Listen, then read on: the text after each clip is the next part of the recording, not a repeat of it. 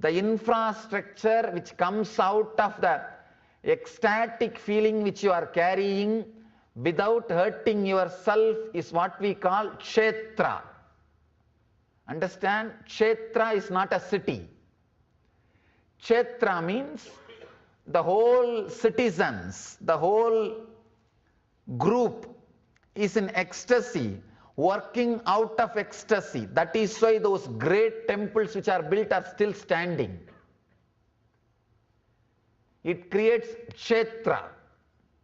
But if you are doing the same work of creating infrastructure, see the whole thing of human beings kept in the mood of unfulfillment and constantly they are taught you are not complete is a business done by the so-called visionaries of the society to drive these guys crazy to create bigger and bigger infrastructures. That's all.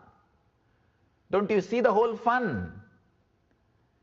Either you listen to the great truths of the masters who came out of the inner world and achieve the truth, or listen to the foolish visionaries who are constantly hurting themselves and filled with irritation and ego and power game and forced everybody to feel unfulfilled or dissatisfied so that they will be constantly running to work and create more and more bigger and bigger infrastructure with which they can satisfy or fulfill and show their ego as a strong. I'm breaking the whole pot. I'm breaking the whole truth. Understand, that is the source from which constantly you are fed the idea that you are not complete, you are not full, you are not as you are supposed to be, and you are not total. These ideas are taught to you so that you will be constantly made to run, to create bigger and bigger infrastructures. Beautiful definition of kshetra. Kshetra means the cities developed by the Vedic masters.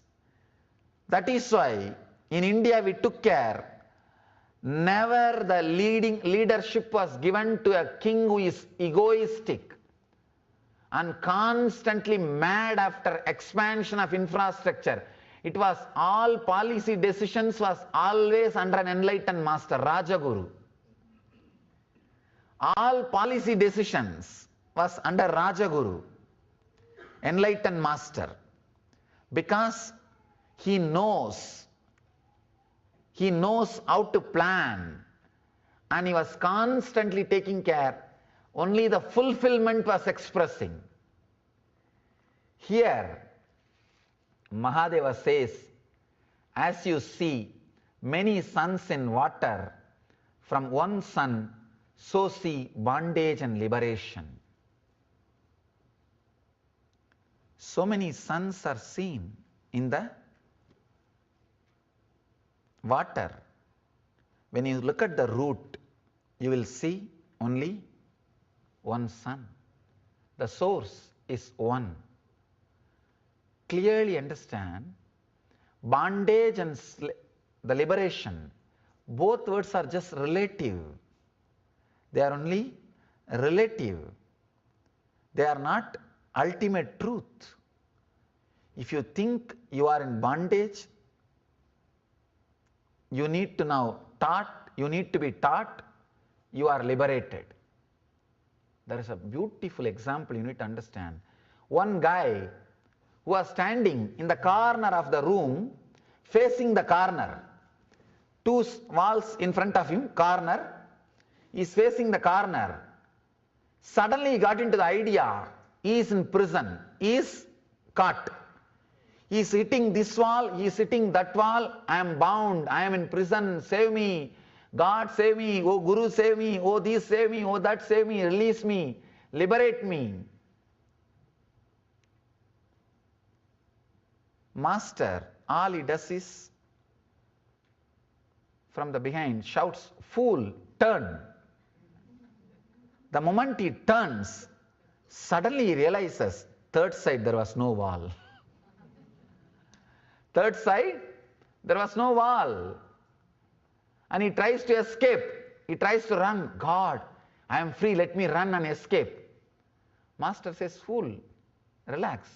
You have never been in bondage. Why are you trying to escape? Run. Look around. Then he realizes, not only third side there was no wall, there was no gate anywhere.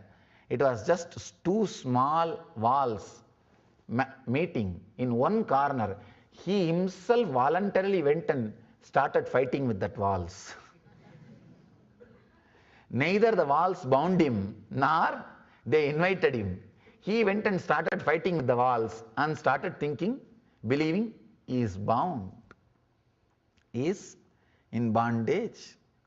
Understand, bondage and liberation are relative. They are only two words, relative words. There are so many beautiful truths, revelations can happen in you when this idea awakens the non-mechanical parts of your brain. Understand one more important example. I always love to tell this story, this example. You are always afraid of unclutching or remembering that you are liberated.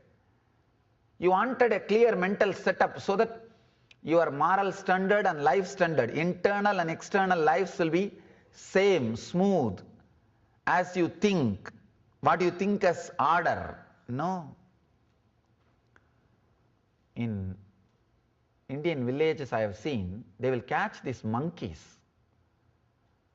if they enter into the city and leave them back in the forest. They have to catch them without poisoning them. So they will keep a small pipe inside which their hands can go. They will keep that pipe, and the other side they will keep a small sweet. This monkey will put the hand in the pipe and catch that sweet. After it catches the sweet, it will try to take the hands out, it will not come out. It will try its best to take the hand out. This fool does not understand, if he lets go the sweet, hands will come out. He will not let go the sweet. He will not leave the sweet. He will be holding on to that sweet or that item, the fruit, and he will be trying to take the hand out. Just because of his own closed hands, he will not be able to take his hands out of the net. And this fellow will be playing and pushing and pulling like this for hours. And that guy who put the net, the hunter, will slowly come and catch the monkey and put in the cage and take it away. We don't understand. Just if you leave the hand, your hands can just come out, come off. There is nobody who is binding. There is nobody who is putting you in bondage. Another one important story, wonderful story. I've seen in Indian forests, hunters catching birds. They'll catch the birds. There will be one small stick hanging in a rope. The stick will be very balanced, just like this, equal, this side and that side, the same weight and length, the stick will be. Like, there will be rope like this tied, and the stick will be hanging. When birds come, they'll try to sit one side. The moment they sit one side, suddenly the stick will become topsy-turvy, upside down, because of one side weight. It will become just upside down. It will just become topsy-turvy. Understand, the moment the stick has become upside down, the bird which is holding will completely get imbalanced and shaken. Now this guy starts thinking, if I leave, I'll fall and break my head and die.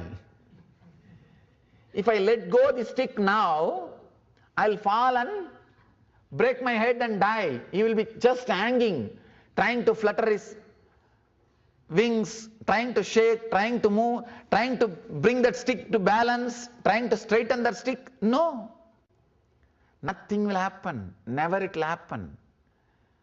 All our practice, trying to create silence and balance through wealth, or peace and balance through some other practice, everything is equal to the trials and the things which this bird is trying to do. Fluttering the wing, balancing. The fluttering the wing can be having more cars and houses. Trying to balance the stick can be more like some japa or meditation or some spiritual practice, some techniques. Trying its best, nothing will happen. This guy will be hanging. Slowly that hunter will come and catch the bird very slowly and put it in the cage and go. All you need to understand is you are never in bondage, you will never fall and die, just let go. If the bird just opens, it can fly. It can just fly. The hunter is death. Till death comes, you are hanging, swinging, trying to balance the stick. All your fluttering, you always think, if I let go and become so easy, I may die, means I may fall and break my head, means I may lose my wealth, I may lose my mind, I may lose my balanced life, I may lose this, I may lose that. No. There is no history anytime a bird falling and dying. Same way, there will never be a history if you relax from all the things you are holding, you will lose your wealth or health or life or miss anything. You won't miss anything, whatever you have. At the most, when that bird lets go that stick, it takes 2-3 seconds for the bird to balance and start flying. At the most, you may need 2-3 months to balance and start flying. That 2-3 months, having the patience and balancing is what I call tapas. That is what I call tapas, living enlightenment. Understand, we are all hanging. Just open up, let go. Whatever you are holding in your mind as bondage and whatever thought you think as bondage, whatever you think is associated with bondage or suffering, as you think, let go. Let go. You may think, I may have to let go my job. Don't bother. Let go. You will never miss your wealth. The moment you are balanced, you will start working out of your creativity. You will start expressing out of your strength. You will start expressing out of your joy. It is not that the person who is flying is not working. No. Paramahamsas are not lazy. They express the honest freedom and creativity. Having the trust that you can express that creativity and strength is what I call bhakti. You need only Atma Bhakti. Means having the trust towards yourself that you can also express that creativity.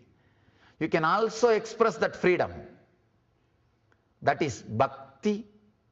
And opening, letting go the stick is tyaga, and balancing and flying is courage.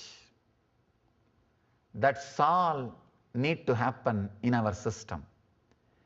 Anything, if you feel there is nothing really I am holding on, then wonderful, listen to these words. It will go deep and do the work of awakening the non-mechanical parts of your brain. If you still able to find out you are holding on to something, then relax. If you are holding on to something, relax. If you have nothing to hold on, then imbibe, listen to these words, let the process happen. Understand, all you need to do is just let go and fly. You will be a Paramahamsa. Thank you. स्वभावचिन्मयानन्दं कृपापूर्णं जगत्पतिं हरिषड्वर्गजेतारं नित्यानन्दगुरुं भजे. स्वभावचिन्मयानन्दं कृपापूर्णं जगत्पतिं हरिषड्वर्गजेतारं नित्यानन्दं हरिषड्